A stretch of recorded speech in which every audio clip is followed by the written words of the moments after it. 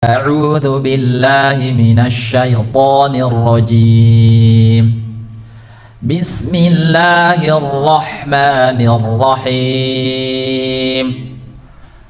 ألم تر كيف فعل ربك بأصحاب الفيل ألم يجعل كيدهم في تضليل وأرسل عليهم طيرا أبابيل ترميهم بحجارة من سجيل فجعلهم كعصف مأكول.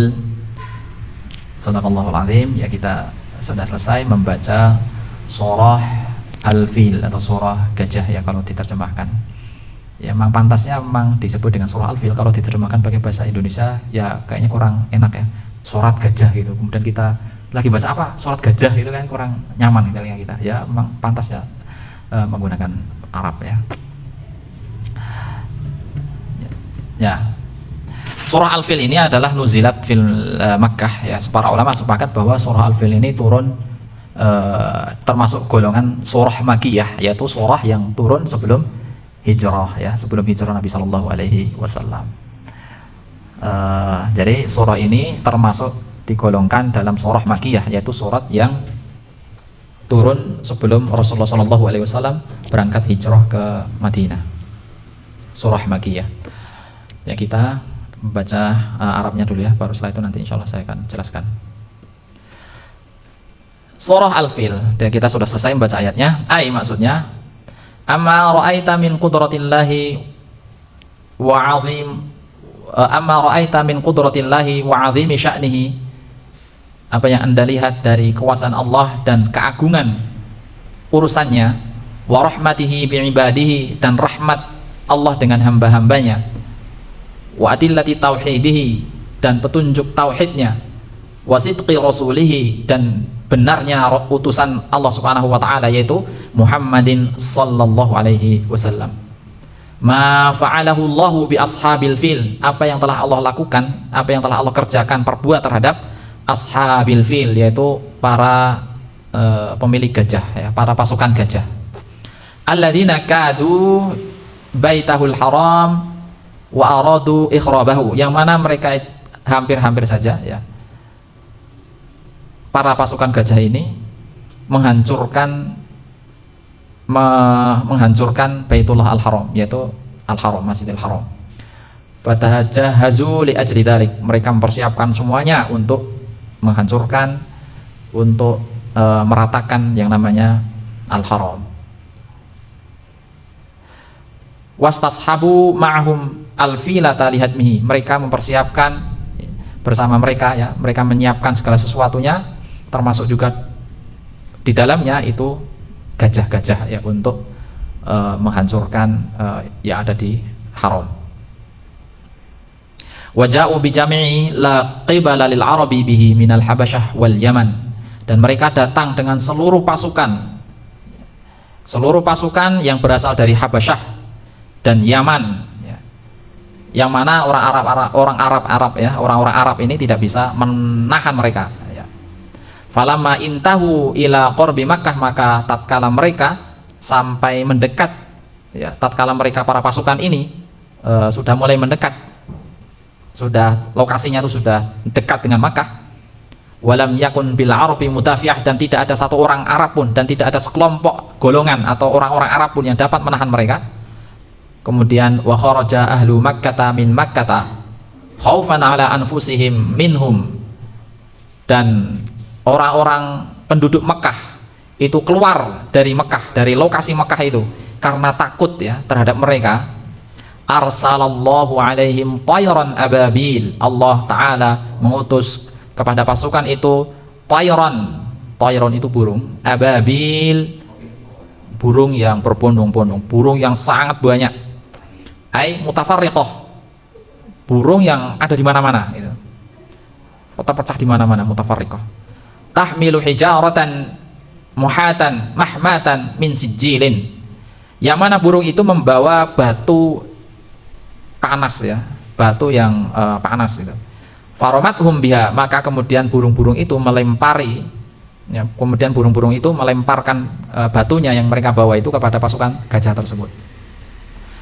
Wa tataba'at qasiyahum wadaniyahum, hingga burung-burung itu terus mengejar mereka ya, terus mengejar berhamburan kemana-mana ya, berhamburan orang-orang mengejar para pasukan gajah itu. Fakhomatu wahabantu, maka kemudian hancurlah mereka ya, benar-benar hancur. Wasaru ka'asfi ma'kul, maka jadilah mereka itu bagaikan daun yang dimakan ulat. Wa kafallahu syarrahum, maka cukuplah Allah, maka Allah Subhanahu wa taala menahan keburukan mereka. Waraddu kaidahum fi nuhurihim, dan menolak atau menahan tipu daya mereka. Nah, ini waqasathum ma'rufah masyhurah, dan kisah tentang mereka itu masyhur ya, terkenal. Wa kanatil kasunnah allati wulida fiha Rasulullah sallallahu alaihi wasallam, dan pada masa itu ya, setelah kejadian itu 40 hari setelah itu baru Rasulullah sallallahu alaihi wasallam lahir. Fasalat min jumlati irhasat da'watahu wa muqaddimat risalatahu. Maka tahun itu ya, kejadian itu mengalahkan nama tahun yang sudah ada sebelumnya. Jadi orang Arab itu karena kejadian yang begitu dahsyat, yang sangat luar biasa, nama tahun yang sudah ada sebelumnya, yaitu tahun Masehi, itu kalah populernya dengan kejadian ini. Maka kemudian tahun itu disebut sebagai tahun gajah ya, tahun gajah, tahun Al-Fil ya. Karena kejadiannya begitu luar biasa dahsyat ya. Kita kembali dari ayat pertama. Ya mungkin semoga disilakan buka di gini, naik turun kalau pakai ini. Pakai Qur'annya aja dengan ya. Lihat saja di Qur'an pertama. Di ayat yang pertama bunyinya, alam tara kaifa fa'ala rabbuka bi ashabil fil. Alam tara, tidakkah engkau melihat bagaimana fa'ala rabbuk, Tuhanmu telah berbuat bi ashabil fil, terhadap para ashab, para teman, atau kalau diartikan di sini dengan tentara, al-fil yang punya gajah. Ashab itu bisa arti yang punya atau tentara ya, al-fil itu gajah. Alam tara kaifa fa'ala rabbuka bi ashabil fil, tidaklah engkau melihat bagaimana Allah Subhanahu wa taala memperbuat terhadap para pasukan gajah itu ya. Taro ini kan berasal dari ro'a yaro, artinya adalah melihat, ro'a yaro. Ketika ayat ini turun, apakah yang jadi pertanyaan, apakah Rasulullah Shallallahu Alaihi Wasallam melihat secara langsung? Kenapa menggunakan ro'a yaro itu, alam taro? Padahal ayat ini turun adalah ketika Rasulullah Shallallahu Alaihi Wasallam sudah diutus. Padahal kejadian ini adalah kejadian di mana Rasulullah Shallallahu Alaihi Wasallam belum lahir, 40 hari sebelum lahir kejadian ini. Oleh karena itu Ibnu Abbas menafsirkan ayat ini ya, menafsirkan taro ini, melihat ini bukan berarti melihat secara kasat mata, tapi dalam artian adalah mendengar berita ya kan? Alam taro, tidakkah engkau mendengar berita terhadap Tuhan yang telah memperbuat terhadap para pasukan gajah itu ya. Jadi maksudnya adalah tidakkah engkau memperhatikan dengan perenungan itu terhadap kisah-kisah yang sebelumnya masyhur ketika itu gitu, terhadap para pasukan gajah, maksudnya seperti itu. Dan pertanyaan ini adalah pertanyaan sebagai bentuk penegasan ya. Adalah pertanyaan penegasan, dan pertanyaan tidak mesti harus dijawab ya. Alam taro kaifa fa'ala rabbuka bi ashabil fil, tidakkah engkau lihat bagaimana Allah itu membuat para pasukan gajah itu? Kemudian dijawab oleh kita ya gitu, enggak seperti itu. Dalam artian pertanyaan ini adalah pertanyaan sebagai bentuk penegasan, bahwa benar-benar kejadian itu benar-benar ada. Contoh misalnya ketika seseorang ya memberikan pertanyaan penegasan kepada para muridnya, kalau di sekolah misalnya,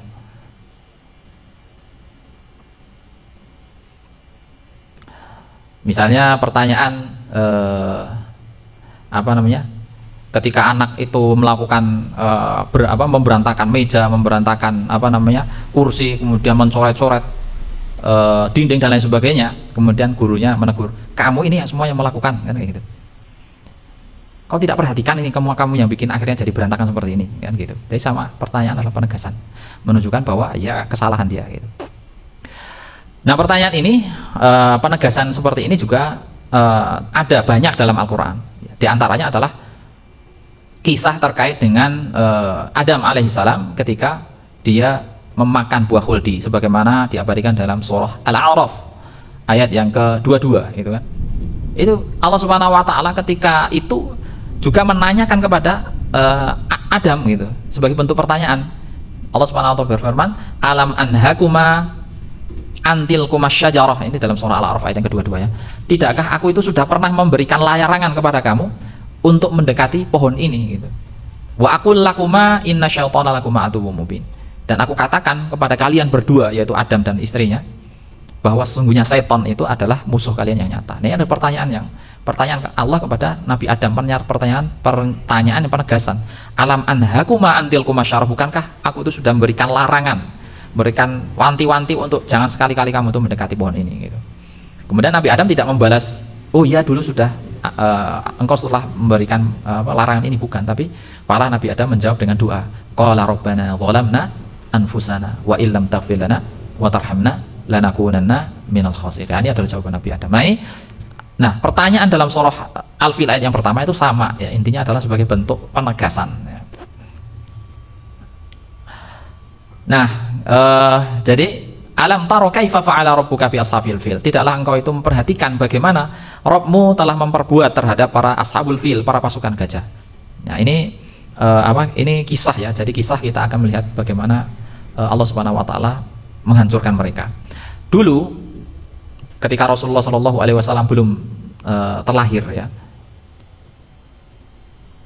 Arab bagian utara itu kan dikuasai oleh Majusi. Kemudian bagian selatan Yaman itu dikuasai oleh Habasyah. Jadi kerajaan Habasyah itu kekuasaannya sampai Yaman. Nah, sementara Mekah itu merupakan sentral tempat bertemunya, tempat para orang-orang itu melakukan kegiatan haji, melakukan pertukaran perdagangan gitu kan. Itu di Mekah gitu. Jadi memang letak yang begitu strategis di sana itu. Bagian selatan itu adalah Yaman. Yaman pada waktu itu dikuasai oleh kerajaan Habasyah ya. Atau ketika Rasulullah sudah diutus ya, kerajaan Habasyah itu kan dikuasai oleh seorang raja namanya Najasyi ya, pada waktu itu. Tapi pada waktu kejadian ini itu ya Najasyi itu belum lahir, Najasyi itu masih belum ada gitu. Nah, yang menjadi raja di Habasyah itu kalau sekarang adalah negara namanya Ethiopia,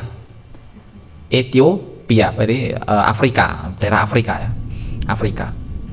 Kalau sekarang namanya itu Ethiopia. Di sana itu dulu dari sejak turun temurun memang kerajaan di sana.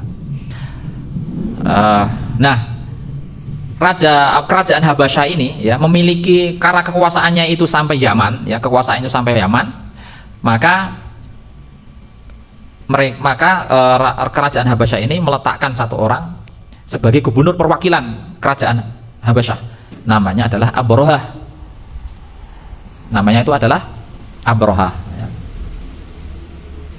Nah, Abrohah itu adalah gubernur dari Habasyah ya, gubernur dari Habasyah itu Abrohah.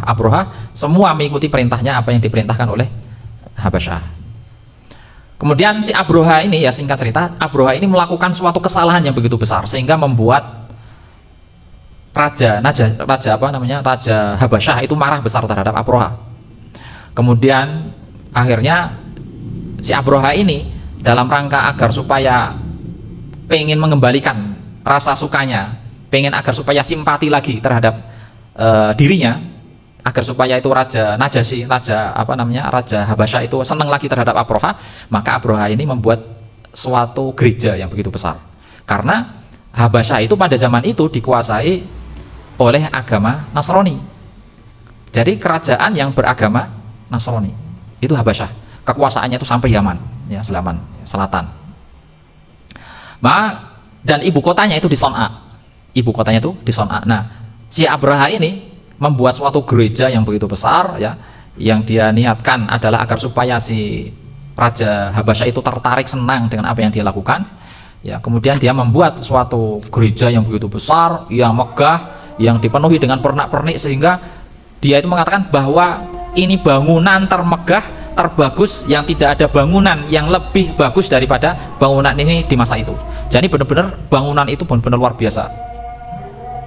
Dan dia menulis surat kepada Raja Habasyah ketika itu, memberitahukan tentang gereja itu, gereja yang begitu besar itu, dan harapan agar supaya Raja yang Habasyah itu tertarik dengan apa yang dia tertarik dan suka kembali terhadap dirinya.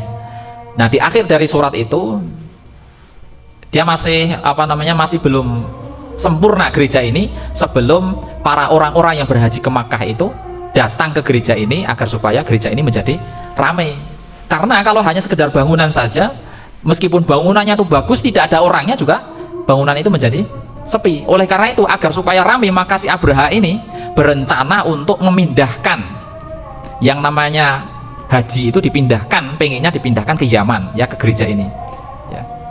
Oleh karena itu orang-orang Arab, ya, menamakan gereja ini, ya, mereka menamakan gereja itu dengan nama Qulais, namanya Qulais. Jadi Qulais itu berasal katanya dari Qolanswah. Qolanswah itu artinya kupluk. Kupluk itu artinya Qolanswah dalam bahasa Arab. Nah, orang-orang Arab menamakan gereja itu dengan nama Qulais, ya. Kenapa disebut sebagai Qulais? Karena begitu megahnya bangunan itu dan begitu besarnya bangunan itu. Jadi kalau orang itu ketika melihat kemudian dangak ke atas ini kupluknya tuh jatuh ke. Nah, oleh karena itu akhirnya disebut sebagai Qulais gitu. Itu bangunan namanya Qulais, kupluk gitu maksudnya. Nah, ketika berita itu terdengar, ya, tersebar bahwa Abraha ini ingin memindahkan haji itu ke Yaman, itu ke Qulais ini, ya, ke gereja itu, heboh itu kejadian itu. Orang-orang Arab ketika itu heboh. Entah itu orang Arab yang di Yaman, orang Arab yang ada di Jazirah Arab yang lain itu pada heboh semua. Apalagi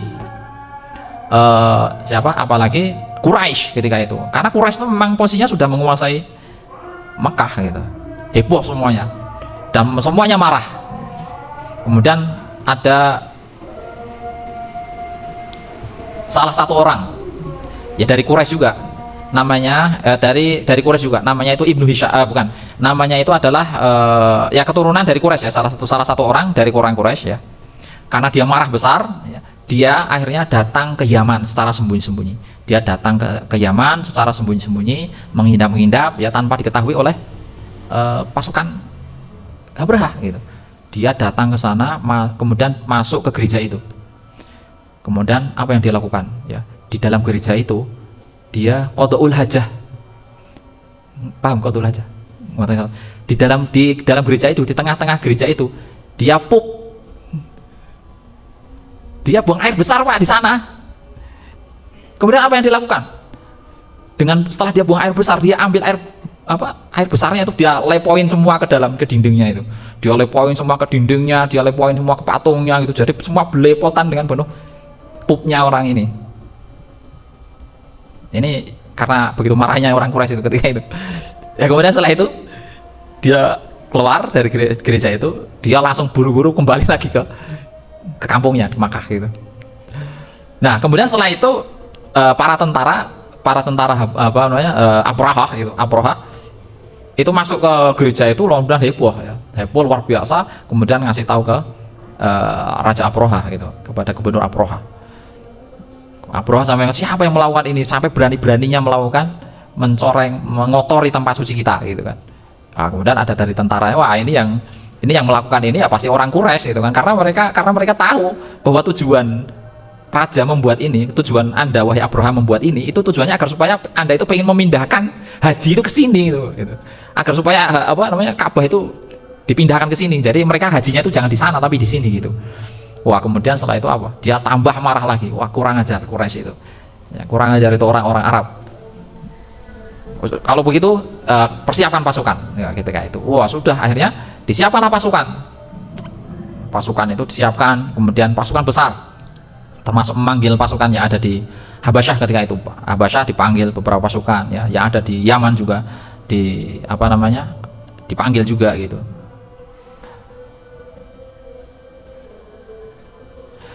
Kemudian sebelum melakukan penyerangan, sebelum berangkat ke sana ke Arab ya, ke Mekah gitu, dia mengutus orang ya, dia mengutus orang untuk menemui ya Quraisy gitu, untuk menemui Quraisy. Kemudian akhirnya berangkatlah ini orang menuju sana ya, Bani Kinanah, anak keturunannya Kinanah ya, Quraisy ya.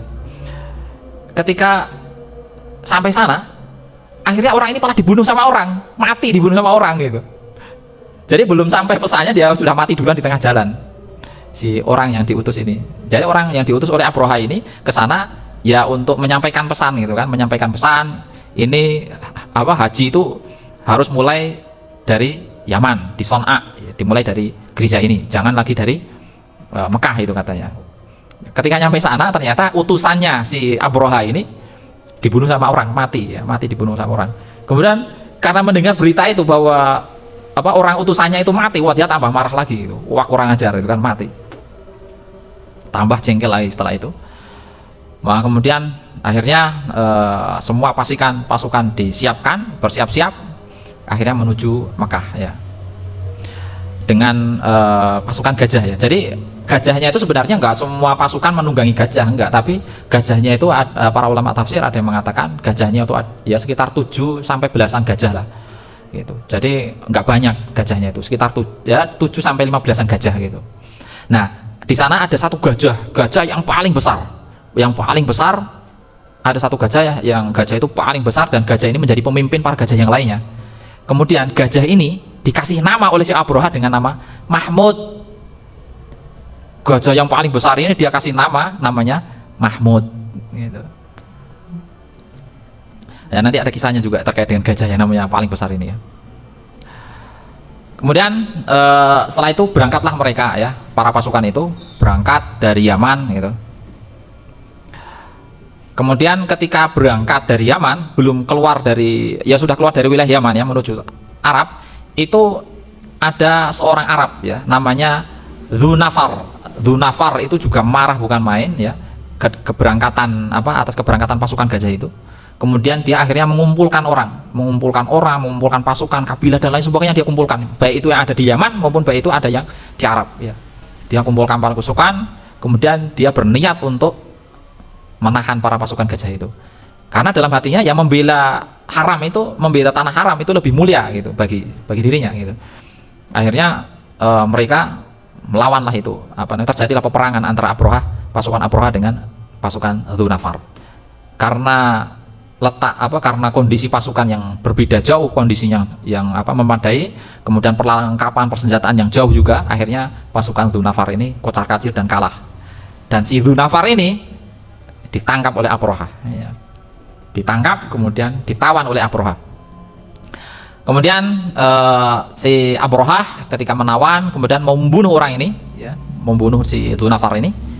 Kemudian si Dzunafar ini ya meminta belas kasih gitu, jangan bunuh saya gitu, wahai Abroha, wahai gubernur, jangan bunuh saya gitu. Barangkali saya bisa memberikan manfaat kepada Anda, pokoknya jangan bunuh saya lah gitu. Melas terus gitu. Akhirnya si Abroha ini yang memaafkan dia, ya sudah kalau gitu kamu tidak akan saya bunuh, tapi tetap kamu akan saya tahan gitu. Kemudian ditahan gitu.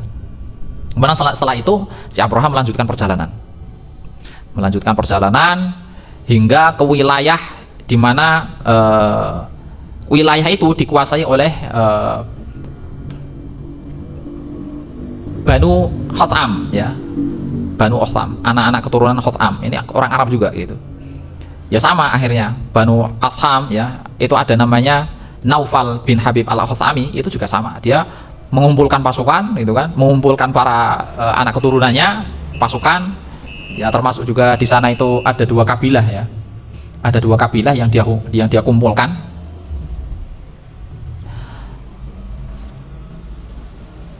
Kemudian perang melawan si Abroha ini ya, sama ketika itu dia kalah jumlah, kalah pasukan, kalah perlengkapan dan lain sebagainya, kalah juga si Naufal bin Habib al-Khathami ini.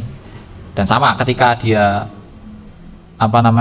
tertahan ya oleh Abrahah, hampir mau dibunuhnya sama si Abrahah, ya dia meminta memelas ke Abrahah ini, oh, Abrahah jangan bunuh gitu. Ya bisa jadi saya bisa memberikan kebaikan kepada kamu ya. Kemudian saya bisa memberikan jalan, saya jadikan saya sebagai penunjuk jalan menuju Mekah itu, karena kan di Arab ketika itu kan padang pasir nggak karuan ya.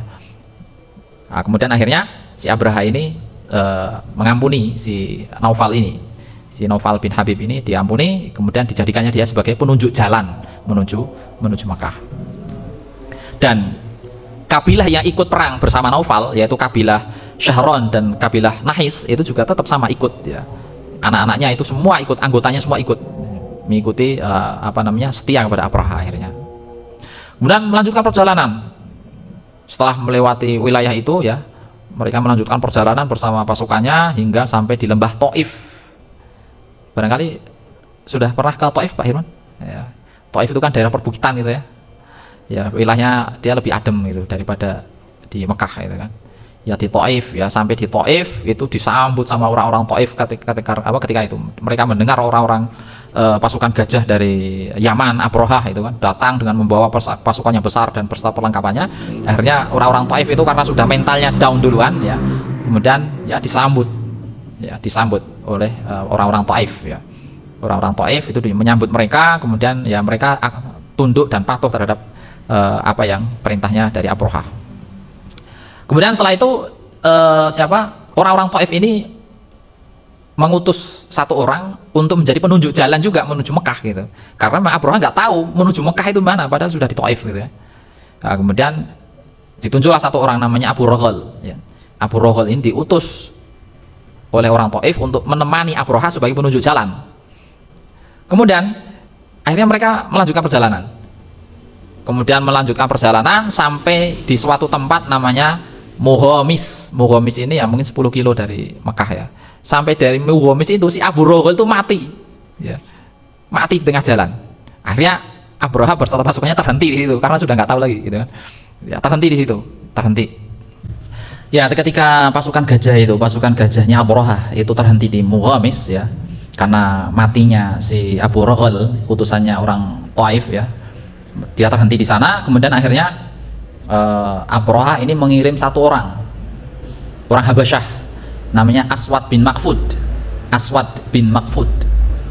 orang hitam ya. Aswad itu kan hitam karena memang orang Habasyah, orang Afrika sana memang orang hitam-hitam gitu. Ya, namanya itu Aswad bin Makfud. Diutusnya beserta beberapa pasukan gitu, dikirim untuk ke Mekah. Akhirnya Aswad bin Makfud beserta pasukannya masuk ke Mekah. Di tengah jalan ya, di tengah sebelum masuk ke kotanya itu dia itu menjumpai di sana itu banyak onta, kemudian gembala kambing dan lain sebagainya. Akhirnya semua onta, semua kambing, semuanya diangkutnya, dirampasnya semua itu. Bahkan ontanya Abdul Muthalib itu juga dirampas juga, sebanyak 200 ekor onta. 200 ekor onta yang digembala oleh orang ya. Kemudian dan kambing dan lain sebagainya semuanya dirampasnya oleh Aswad bin Makfud ini. Semua dirampas, dibawa semua ke Mughamis ya, ke wilayahnya si Abrahah. Wah, akhirnya orang-orang yang ada di Mekah ya, gempar. Mereka semua marah, kemudian melakukan pertemuan dan ini harus dilawan kata mereka gitu. Kemudian berundinglah orang-orang Quraisy itu berunding dan menyimpulkan ya kita kalau melawan ya kita tidak akan mungkin bisa menang melawan para pasukan gajah Abrahah itu karena begitu besarnya mereka, banyaknya jumlahnya, perlengkapan dan lain sebagainya. Ya, kemudian akhirnya si Abrahah ini mengutus orang lagi namanya tuh Hunatoh. Mengutus orang lagi namanya Hunatoh untuk ketemu dengan orang Quraisy gitu. Akhirnya Hunatoh ini bisa masuk ke Mekah. Kemudian dia mengatasnamakan utusan dari Habasyah, mengatasnamakan utusan dari Abrahah itu meminta kepada siapa yang dituakan dari orang Quraisy itu, siapa yang paling dijadikan ketua gitu kan. Akhirnya orang Quraisy itu menunjuk Abdul Muthalib. Akhirnya Abdul Muthalib ini dibawanya oleh Hunatoh ini untuk ke Mughamis ya, ke Mughamis. Nah, kemudian singkat cerita di Mughamis itu Abroha ini Abdul Muthalib ini ya ketemu sebelum masuk ke ruangan Abroha itu, si Abroha itu sudah dibisikkan oleh pawangnya gajah. Nah, si pawangnya gajah ini ngomong ke Abroha, wahai Abroha, orang yang dibalik pintu ini, orang Abdul Muthalib itu adalah, dia itu ketua, dia itu adalah pimpinannya orang-orang Quraisy. Orang Quraisy itu, apalagi dia itu yang menjaga sumur Zam-Zam yang sangat terkenal itu, dan dia itu suka memberikan makan orang-orang yang yang terlantar dan sebagainya. Kemudian dia juga kadang suka memberikan makan kepada binatang buas yang ada di gunung gitu. Wah, begitu terheran-herannya si Abroha ya, terhadap apa yang disampaikan oleh orang ini, akhirnya wah ya sudah, itu Abu Thalib segera untuk masuk gitu kan. Wah, ketika masuk Abroha itu merasa ini benar-benar orang luar biasa gitu, terkagum-kagum terhadap Abu Thalib. Wah, ini Abu Thalib ini orangnya, karena memang perawakannya Abu Thalib itu memang wibawanya besar dan tinggi. Kemudian perawakannya juga, wajahnya juga bukan kayak orang jalanan, kayak orang nggak ngerti apa-apa gitu. Jadi memang Abroha itu terkagum-kagum dahulu sebelum ketemu dengan Abu Thalib. Ketika Abu Thalib masuk ke sana, yang tadinya Abroha itu duduk di singgasananya itu, sampai-sampai dia tuh berdiri kemudian menyambut kedatangan Abu Thalib itu ya. Ini orang luar biasa ini itu jangan sampai dia itu duduk di bawah saya, ini harus duduknya itu sama saya, ini orang luar biasa ini. Itu Abroha ya. Kemudian didudukkannya Abu Thalib itu, dudukkanlah Abu Thalib itu yang samping dengan si Abroha ini ya.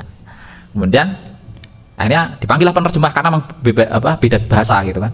Dipanggillah penerjemah untuk memberikan biar bisa komunikasi lancar gitu kan. Si penerjemah itu merintah ngomong gitu kan ke Abu Thalib, apa yang akan Anda sampaikan wahai Abu Thalib gitu kan. Maka Abu Thalib ya ngomong, saya itu kesini ketemu dengan raja, ketemu dengan gubernur Abroha, itu saya hanya pengen meminta 200 ekor unta yang dirampas itu tolong dikembalikan kepada saya. Wah, setelah itu Abroha kaget. Yang tadinya itu Abroha itu mengagumi Abu Thalib, yang tadinya Abroha itu benar-benar ini bukan orang sembarang, tiba-tiba martabatnya Abu Thalib itu di mata Abroha jatuh ketika itu. Karena apa? Karena memang tujuannya Abroha itu, kenapa dia mengagumi, agar supaya dia itu mengira bahwa si Abu Thalib itu ngomong ke Abroha agar supaya jangan menyerang Mekah gitu, jangan menghancurkan Ka'bah itu. Palah yang diomongin hal yang sepele itu, hanya sekedar unta itu, 200 unta itu. Oh, sekedar itu langsung akhirnya si Abroha, alah, gara-gara ini yang kamu omongin, kenapa kamu nggak ngomongin masalah Ka'bah gitu kan, kata si Abroha itu. Kemudian si Abu Thalib ya berkata, ya 200 ekor unta itu hak saya, milik saya gitu kan. Kalau masalah Ka'bah itu milik Allah gitu kan, itu ya Allah yang akan menjaga gitu, saya nggak bisa apa-apa katanya gitu. Ya sudah, terserah saja gitu. Akhirnya ya sudah, setelah itu akhirnya 200 ekor unta yang milik Abu Thalib ya, akhirnya ya sudah kamu silakan pulang gitu kan. Tapi jangan sekali-kali kamu dan anggota kamu melawan ketika saya datang ke sana gitu. Akhirnya seperti itu. Ya sudah, akhirnya si Abu Thalib pulang ya, berserta bawa 200 ekor untanya itu yang dirampas. Wah, sampai di Mekah, kemudian dia itu mengumpulkan para orang-orang Mekah, orang-orang Quraisy yang ada di sana, dikumpulkan semuanya. Dia berpesan, wahai orang-orang Quraisy, sebaiknya kalian itu menjauh dari lokasi ini, menjauh dari tempat ini. Kalian harus pergi jauh, pergi ke lereng gunung, ya di gunung-gunung, ya jangan di sini, karena nanti akan ada pasukan yang begitu besar yang kemungkinan akan masuk ke kota ini. Kalau kalian masih di sini, baik, kalian akan diserang habis-habisan. Wah, sudah ketika itu orang-orang Quraisy bersiap-siap untuk berangkat pergi. Kemudian sebelum Abu Thalib ini berangkat, ya dia mengumpulkan para orang-orang tua gitu ya, para sesepuh lah istilahnya, orang-orang sesepuh Quraisy lah dikumpulkan. Kemudian dia ke Ka'bah, kemudian dia itu megang cincin pintu Ka'bah, cincinnya itu dipegang sama Abu Thalib, kemudian diambil digedor, berdoa dia di sana gitu. Wahai sang pemilik Ka'bah gitu kan, wahai Rob, sang pemilik Ka'bah itu kan, kalau memang benar-benar engkau akan melindungi Ka'bah ini, maka lindungilah Ka'bah ini dengan segala segala kemampuanmu gitu katanya. Kemudian setelah itu orang-orang ini ya memencar gitu, mereka semua mencar naik pada di tebing-tebing gunung. Nah, kemudian setelah itu Abraha beserta pasukannya itu bersiap-siap untuk berangkat menuju kota Mekah dari Maghomis, itu dari wilayah, dari daerah namanya Maghomis. Nah di sini ada, tadi sudah saya singgung ya, ada satu gajah yang paling besar yang dia sebut sebagai Mahmud gitu, bukasanya paling besar ya, beda dengan gajah-gajah yang lainnya. Nah anehnya gajah Mahmud ini ya, gajah besar ini, ketika disiapkan semua pasukan siap-siap untuk berangkat menuju sana. Dan sebelumnya memang gajah ini juga disiapkan untuk berangkat agar menuju ke sana gitu sama pawangnya. Anehnya gajah ini ketika mau ditarik menuju Mekah, dia malah duduk gitu. Gajahnya itu malah duduk. Duduk. Kalau namanya apa? Tidur ya? Apa namanya? Jerum ya. Gajahnya malah jerum gitu, nggak mau berdiri. Diseret, dicambuk, ditusuk-tusuk sampai mulutnya itu disogok-sogok, nggak mau juga berdiri. Ya kemudian, tapi ketika pawangnya itu mengarahkan tali pelananya itu menuju Syam, ya, dia malah berdiri, gajahnya malah berdiri dan mau jalan ke sana, bahkan lari gitu. Tapi kemudian ketika gajahnya ini dibelokkan ke Yaman, malah semakin kencang larinya. Tapi kemudian dibelokkan lagi menuju Mekah, dia malah jerum lagi gitu, disogok-sogok lagi, dicambuk lagi, nggak mau bangkit lagi, nggak mau bangun lagi. Wah kesusahan akhirnya. Dia bersama beberapa gajah yang lain seperti itu juga ya, ikut-ikutan juga nggak mau gitu. Akhirnya diarahkan ke Yaman, dia malah lari, dibalik lagi ke Mekah, ditarik lagi ke Mekah, dia malah jerum lagi gitu. Wah sudah, karena kesusahan nggak bisa diatur, ya sudah itu akhirnya dibawa pulang gajahnya itu ya, gajah besar ini akhirnya dipulangkan gitu. Nah sementara ada juga beberapa gajah yang akhirnya mau gitu ya, ikut gitu. Nah kemudian akhirnya Abraha beserta pasukannya itu bersiap-siap, dan beberapa gajah itu bersiap-siap yang melanjutkan perjalanan menuju Mekah gitu. Nah saat di tengah perjalanan ya, Allah Subhanahu wa taala alam yaj'al kaidahum fi tadlil wa arsala alaihim taran ababil. Allah mengutus para burung ababil. Burung ababil itu maksudnya bukan nama ya. Ababil itu artinya adalah burung yang sangat banyak, yang berbondong-bondong, rombongan burung yang banyak banget. Itu namanya ababil. Jadi ababil itu bukan nama burung, tapi ababil itu artinya adalah burung yang berbondong-bondong itu. Ya koloni ya. Koloni burung. Banyak banget itu. Nah, burungnya itu apa? Ya, para ulama Syafi'iyah banyak sekali perbedaan pendapat. Ada yang burungnya itu menyeramkan, itu kan, ada yang mengatakan mukanya itu seperti muka anjing gitu. Warnanya hitam gitu. Ada juga ya lain-lain lah. Ya intinya dia itu burung itu. Dia burung, kemudian dia itu membawa 3 batu.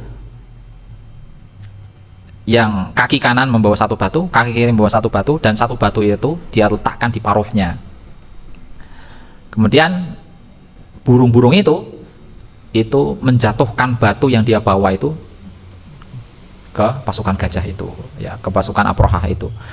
Nah batu itu berasal dari batu yang panas, yang yang baru dibakar gitu. Jadi ketika orang itu terkena lemparan batu itu langsung menembus ke dalam badannya, menembus kulitnya ya. Ketika batu itu kena ke tangan, langsung tembus tangannya, bahkan bisa lepas tangannya. Jadi seperti itu. Jadi kocar kacir semua pasukan gajah itu, kocar kacir semua pasukan gajah itu kocarnya nggak karuan ya, banyak yang bergelimpangan mati dan seterusnya. Kemudian termasuk juga yang namanya Abraha itu juga dia kocar kacir ya, dia kena juga ya. Dan di satu sisi batu itu panas, tapi sisi lain dia itu juga menyebarkan penyakit juga, penyakit wabah gitu. Jadi ketika kena meskipun hanya sedikit saja, itu dagingnya itu bisa lepas, kulitnya pada lepas, seperti ya sama seperti hanya Abraha. Abraha itu ketika kena seperti itu, dia masih bisa lari, naik kudanya, dia lari menuju Yaman. Nah, lari menuju Yaman, pulang ke Yaman. Nah, sampai Yaman jantungnya pecah, akhirnya mati si Abraha itu, nggak bisa bertahan. Nah, pasukannya lain kocar kacir, ada yang lepas tangannya, lepas kakinya, bahkan tembus badannya dan lain sebagainya. Faja'alahum ka'asfin ma'kul. Ya, mereka itu ibarat daun yang dimakan ulat gitu ya, ada bolong-bolong seperti itu badannya, hancur. Nah, itu adalah kisah terkait dengan Ashabul Fil, para pasukan gajah ya, yang diabadikan oleh Allah Ta'ala dalam surah Al-Fil, dalam surah gajah ini. Kemudian di sini disebutkan secara cepat saja ya, dalam ayat yang kedua, alam yaj'al kaidahum fi tadlil. bukankah alam yaj'al, tidakkah bukankah tidaklah dia menjadikan daya upaya mereka itu pada sia-sia ya. Kaidahum, alam yaj'al kaidahum, bukankah Allah Subhanahu wa taala menjadikan tipu daya mereka, kaid itu tipu daya, kaidun itu tipu daya, fi tadlil dalam kesesatan atau sia-sia ya.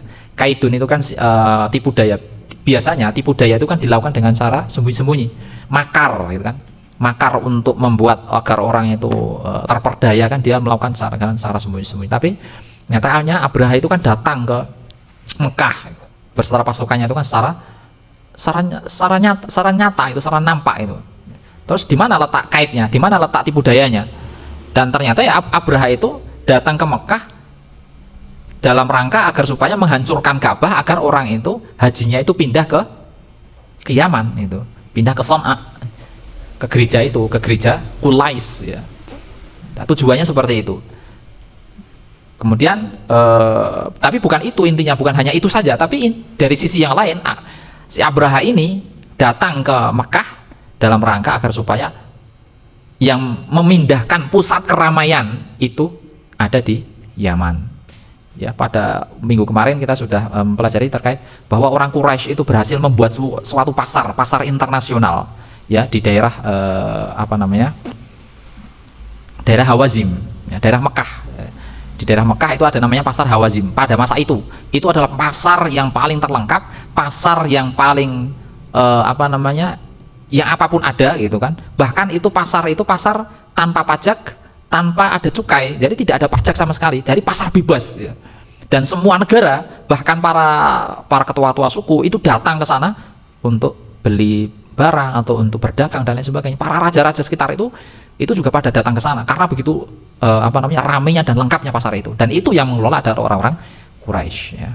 Nah, Abraha ini datang ke Mekah dalam rangka agar supaya pasar itu bisa pindah ke Yaman ya. Tapi karena qadar Allah, akhirnya Allah Subhanahu wa taala menghancurkan mereka dan menjadikan rencana mereka itu menjadi sia-sia. Jadi dhalal, tadlil kan berasal dari kata dhalal.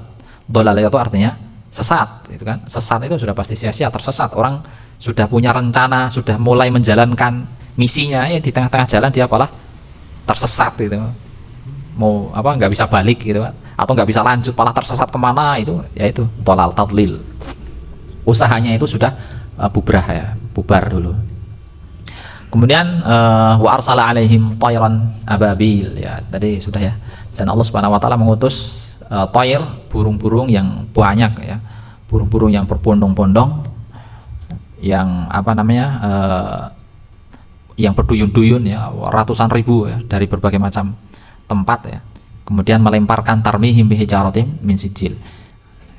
Burung itu melemparkan batu ya, min sijil, dari batu yang terbakar itu. Nah, kata-kata sijil ini juga terdapat dalam surah Hud ayat ke-82 83, yang mana dalam surah ini itu bercerita terkait dengan kaumnya Nabi Lut. Jadi kaumnya Nabi Lut itu dulu juga dilempari oleh Allah dengan batu sijil ya, dengan sijil ini ya. Wa amtarna 'alaiha hijaratan min sijilin mamdud, itu kata dalam surah Hud ayat yang ke-82. Kondisinya memang dibalik kota itu, kemudian batu-batunya dari sijil terlempar mereka, kena ke mereka semua ya, seperti itu. Faja'alahum, yang terakhir, faja'alahum ka'asfim ma'kul. Jadi ibarat daun yang dimakan ulat ya, laksana daun kayu yang dimakan ulat ya. Memang seperti itu perumpamaannya, mereka sudah nggak bisa apa-apa ya. Nah, mungkin itu saja terkait dengan tafsir kita, terkait tafsir dari surah Al-Fil yang artinya adalah gajah ya. Saya akhiri kajian ini, semoga memberikan kebaikan dan manfaat buat kita semua. Subhanakallahumma wa bihamdika asyhadu an la ilaha illa anta astaghfiruka wa atubu ilaika. Wa sallallahu ala nabiyyina Muhammad wa ala alihi washabihi ajmain. Wassalamualaikum warahmatullahi wabarakatuh.